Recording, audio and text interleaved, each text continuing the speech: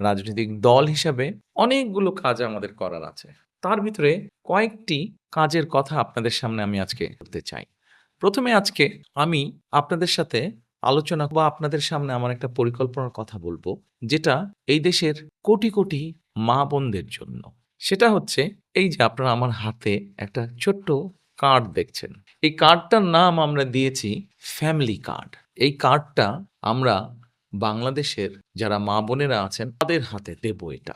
এখন হয়তো কেউ বলতে পারেন, আমরা কি সকল মা-বোনের কাছে এই ফ্যামিলি কার্ডটা পৌঁছে দিব? না, সেভাবে করছি না। করছি তবে একটু অন্যভাবে।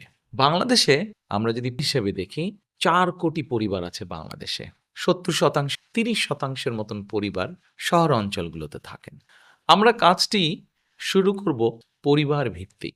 ১ম এ গ্রাম থেকেই শুরু, শহরেরও কিছু অংশ নেব। যেই শহরের যেই অংশগুলো সাধারণত দরিদ্র, নিম্নবিত্ত, নিম্ন মধ্যবিত্ত পরিবারগুলো থাকেন সেই পরিবারগুলোকে দিয়ে। এখন আসেন আপনাদেরকে বলি কাদেরকে দেব।